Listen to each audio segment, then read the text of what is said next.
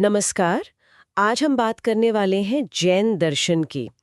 ये भारत की एक बहुत ही पुरानी विचारधारा है। जी हाँ, काफी प्राचीन। हमारे पास कुछ जानकारी है। विकिपीडिया से लेकर जैन सिद्धांत प्रवेशिका जैसे कुछ गहरे ग्रंथ में हैं। बिल्कुल। तो आज कोशिश ये रहेगी कि इनसे मतलब जैन दर्शन के मूल तत्व क्या है, इसकी क्या खासियतें हैं और दुनिया को ये किस नज़र से देखता है, थोड़ा ये समझने की कोशिश करें। हाँ, बिल्कुल। देखिए, जैन दर्शन का जो आधार है वो है द्वैतवाद। मतलब दो मूल चीजें हैं, जीव जिसमें चेतना है और अजीव जो जड़ है जिसमें चेतना नहीं है। जीव और अजीव। और सारा जोर इस बात पर है कि कर्मों के बंधन से उससे आजाद होकर मोक्ष पाना है। और अहिंसा अहिंसा तो इसमें सबसे ऊपर है। अच्छा, तो यहीं से शुरू करते हैं। ये जीव और अजीव ये हैं क्या असल में? मतलब जैन नजरिए से ये दुनिया किन चीजों से बनी है? देखिए, जैन दर्शन कहता है कि ये पूरा ब्रह्मांड जिसे हम यूनिवर्स कहते हैं वो बस दो ही तरह के मूल तत्वों से बना है। एक है जीव यानी आत्मा। आत्मा। हाँ, जिसमें चेतना है, ज्ञान है, सुख महसूस करने की शक्ति है, ये सब उसके स्वाभाविक गुण हैं। और ऐसी जीव एक नहीं अनंत हैं। अनंत जीव। अच्छा, और दूसरा तत्व? दूसरा है अजीव, सीधा सा मतलब जिसमें चेतना नहीं है, जड़। और अजीव में क्या क्या आता है? ये भी कई तरह का होता है। हाँ, अजीव के 5 प्रकार बताए गए हैं। एक तो है पुद्गल यानी मैटर, जो भी भौतिक चीजें हैं। ठीक है। फिर है धर्म, ये कोई रिलीजन वाला धर्म नहीं, ये एक सिद्धांत है जो मूवमेंट मतलब गति में मदद करता है। अच्छा, गति में सहायक। और ठीक इसका उल्टा अधर्म, जो स्थिरता में मतलब रुकने में सहायक है। दिलचस्प है। और फिर है आकाश यानी स्पेस, जो सबको जगह देता है। और 5वां है काल यानी टाइम। तो जीव और ये 5 तरह के अजीव, कुल 6। हाँ, ये 6 द्रव्य कहलाते हैं। और सबसे जरूरी बात, ये सब शाश्वत हैं, मतलब हमेशा से हैं और हमेशा रहेंगे। न इन्हें कोई बना सकता है, न कोई मिटा सकता है। अच्छा, तो अगर जीव का स्वभाव ही ज्ञान और सुख है, फिर वो दुख क्यों भोगता है या बंधन में क्यों पड़ता है? शायद यहीं पे कर्म का रोल आता है ना? बिल्कुल सही। यहीं कर्म का सिद्धांत बहुत अहम हो जाता है। जैन दर्शन में कर्म को सिर्फ कोई नियम या नतीजा नहीं मानते, तो फिर उसे बहुत ही सूक्ष्म मतलब वेरी सटल भौतिक कणों जैसा माना गया है। कर्म पुद्गल कहते हैं इन्हें। भौतिक कण मतलब मैटर जैसा? हाँ, एक तरह से होता यह है कि हमारे मन, वचन और शरीर की जो गतिविधियां हैं, जो योग हैं, उनसे ये कर्म कण आत्मा की तरफ खींचते हैं। इसे कहते हैं आश्रव। आश्रव मतलब कर्मों का आना। हाँ, और फिर ये आत्मा से चिपक जाते हैं, बंध जाते हैं। इसे कहते हैं बंध। अच्छा, तो ये कर्म कोई अदृश्य शक्ति नहीं, बल्कि सचमुच के कण हैं जो आत्मा को मैला करते हैं। हाँ हाँ, कुछ ऐसा ही समझिए, जैसे धूल जम जाती है।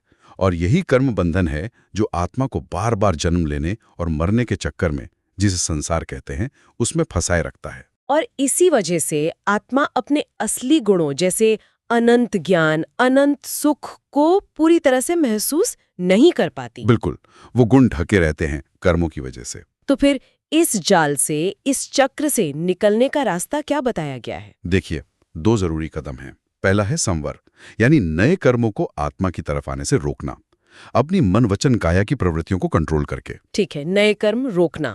और जो पहले से बंद है उनका क्या? उनका निर्जरा करना। मतलब जो कर्म पहले से चिपके हुए हैं उन्हें तपस्या, ध्यान, स्वाध्याय वगैरह से धीरे धीरे आत्मा से अलग करना, झाड़ना। अच्छा, संवर और निर्जरा। हाँ, और जब सारे कर्म एक एक करके सारे कर्म आत्मा से पूरी तरह हट जाते हैं, तब आत्मा अपने शुद्ध असली स्वरूप में आ जाती है। वही अवस्था मोक्ष है। समझ गई। तो जब तक कर्मों का असर है, आत्मा ढकी हुई है, तो जाहिर है वो सच्चाई को भी पूरी तरह नहीं जान सकती होगी। बिल्कुल। शायद इसीलिए जैन दर्शन में ज्ञान को लेकर ये अनेकांतवाद का विचार इतना महत्वपूर्ण है। ये क्या है? एकदम सही पॉइंट उठाया आपने। अनेकांतवाद ये जैन दर्शन की बहुत ही अनूठी देन है। ये कहता है कि कोई भी चीज या सच्चाई वो बहुत जटिल होती है, मल्टीफैसेटेड होती है। उसके अनंत पहलू हो सकते हैं। अनंत पहलू? हाँ, इसीलिए किसी भी एक नजरिए से, एक एंगल से आप पूरी सच्चाई को नहीं पकड़ सकते। वो कहानी सुनिए ना, अंधे आदमी और हाथी वाली। हाँ हाँ, सुनी है। कोई पूंछ पकड़कर उसे रस्सी समझता है, कोई पैर पकड़कर खंबा। बिल्कुल, हर कोई अपने अनुभव को ही पूरी सच्चाई मान लेता है, जबकि सच्चाई उन सबके अनुभवों का जोड़ है, और शायद उससे भी ज्यादा। अनेकांतवाद यही कहता है, वास्तविकता ऐसी ही बहुआयामी है। तो फिर सही समझ कैसे बने अगर हर नजरिया अधूरा है तो? यहीं पर दो और सिद्धांत मदद करते हैं, नयवाद और स्यादवाद। नयवाद और स्यादवाद। हाँ, निर्वाद कहता है कि हर नजरिया, जिसे नय कहते हैं, वो अपनी लिमिट में अपने पर्सपेक्टिव से सच है, पर वो पार्शियल ट्रूथ है, आंशिक सत्य है। अच्छा। और स्यादवाद सिखाता है कि हम जो भी कहें वो पूरी तरह से एब्सोल्यूट नहीं हो सकता। वो किसी न किसी कंडीशन, किसी अपेक्षा पर निर्भर करता है। इसीलिए जैन दार्शनिक कोई भी बात कहने से पहले स्यात् शब्द जोड़ते हैं। स्यात् मतलब शायद। शायद जैसा ही है, पर इसका मतलब डाउट नहीं, बल्कि किसी एक अपेक्षा से या रिलेटिवली स्पीकिंग है। जैसे ये कपड़ा स्यात् नया है किसी पुराने कपड़े की तुलना में, स्यात् सफ़ेद है किसी रंगीन कपड़े की तुलना में, स्यात् सूती है किसी ऊनी कपड़े की तुलना में। सारी बातें एक ही चीज़ के बारे में सच हैं, बस देखने का नजरिया अलग है। ये तो वाकई सोचने का एकदम अलग तरीका है। मतलब सत्य निरपेक्ष नहीं, सापेक्ष है। हाँ, पूर्ण सत्य का ज्ञान तो केवल उनको होता है जिन्होंने सारे कर्म नष्ट कर दिए हैं, जिन्हें केवल ज्ञान हो गया है। बाकी सब दृष्टियां आंशिक हैं। और इसी गहरी सोच से फिर जीने का तरीका यानी नैतिकता भी जुड़ी होगी।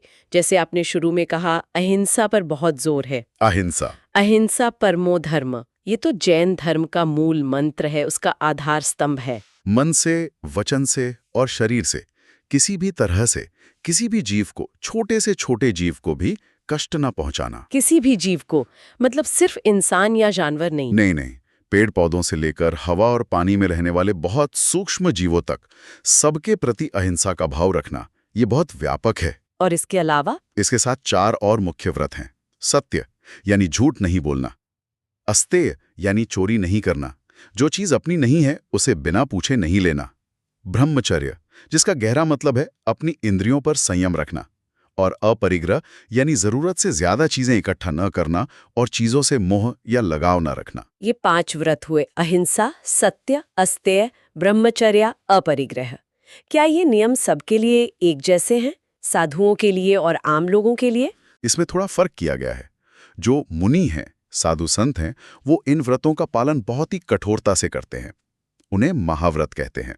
महाव्रत। हाँ, और जो गृहस्थ हैं, आम लोग हैं, उनके लिए इन्हीं व्रतों का पालन अपनी क्षमता और परिस्थितियों के अनुसार करने को कहा गया है। उन्हें अणुव्रत कहते हैं, मतलब छोटे व्रत। अच्छा, अणुव्रत। पर उद्देश्य दोनों का एक ही है। उद्देश्य एक ही है, कर्मों के आने को रोकना, संबर, और आत्मा को शुद्ध करना, निर्जरा, ताकि मोक्ष की तरफ बढ़ा जा सके। इन व्रतों का पालन इसमें मदद करता है। तो फिर सब बातों को जोड़ें तो मोक्ष तक पहुंचने का एक तरह से नक्शा या रोड मैप क्या है, फाइनल रास्ता? उसे कहते हैं रत्नत्रय, यानी 3 रत्न। ये मोक्ष का सीधा मार्ग है।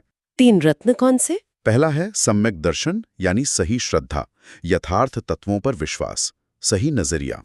दूसरा है सम्यक ज्ञान, यानी चीजों का, वास्तविकता का सही और स्पष्ट ज्ञान होना। और तीसरा? तीसरा है सम्यक चारित्र, यानी सही आचरण, जो ज्ञान हुआ, जो श्रद्धा हुई, उसके अनुसार जीवन जीना, मतलब इन व्रतों का पालन करना। तो दर्शन, ज्ञान और चारित्र, ये तीनों मिलकर रास्ता बनाते हैं। हाँ, ये तीनों एक साथ जरूरी हैं मोक्ष के लिए। सिर्फ जानना काफी नहीं, सिर्फ मानना काफी नहीं, और सिर्फ आचरण भी अधूरा है अगर सही समझ और श्रद्धा ना हो। और इसी रास्ते पर आगे बढ़ते हुए आत्मा की शुद्धि के अलग अलग लेवल होते हैं। ऐसे 14 पड़ाव या सीढ़ियां बताई गई हैं, जिन्हें गुणस्थान कहते हैं। गुणस्थान। हाँ, ये आत्मा की शुद्धि और कर्मों के कम होने की क्रमिक अवस्थाएं हैं। धीरे धीरे इन पर चढ़ते हुए आखिरकार 14वें गुणस्थान को पार करके आत्मा सिद्ध अवस्था को पा लेती है। सिद्ध अवस्था। हाँ, यानी परफेक्ट स्टेट, हमेशा के लिए जन्म मरण के चक्र से मुक्ति, वही मोक्ष है। तो कुल मिलाकर देखें तो जैन दर्शन आत्मा की शुद्धि पर, कर्मों के बंधन और उनसे मुक्ति पर, बहुत गहरी अहिंसा पर और सच्चाई की बहुआयामी समझ पर केंद्रित एक बहुत ही व्यवस्थित मार्ग दिखाता है। बिल्कुल सही कहा। ये सिर्फ एक फलसफा या थ्योरी नहीं है, बल्कि ये आत्मानुशासन, तपस्या और सबसे बढ़कर सभी जीवों के लिए गहरी करुणा पर आधारित एक पूरी जीवन शैली है, जीने का एक तरीका है। और हाँ, ये ब्रह्मांड को कर्मों के नियम से चलने वाली एक तरह की सेल्फ रेगुलेटिंग व्यवस्था मानता है, जिसमें किसी बाहरी ईश्वर रूपी क्रिएटर या मैनेजर की जरूरत नहीं पड़ती। और जाते जाते हमारे सुनने वालों के लिए एक सवाल छोड़ जाते हैं। जैसा कि स्रोतों में पढ़ने को मिला, जैन दर्शन मानता है कि पेड़ पौधों में भी चेतना होती है, वे भी सुख दुख का अनुभव करते हैं। जी हाँ, एकेंद्रीय जीव माने जाते हैं। तो आज के समय में जब हम पर्यावरण संरक्षण, क्लाइमेट चेंज और चेतना की प्रकृति पर इतनी बहस कर रहे हैं, तो ये हजारों साल पुरानी सोच हमें क्या कुछ नया सोचने पर मजबूर कर सकती है? इस पर सोचिएगा जरूर। बिल्कुल, सोचने लायक बात।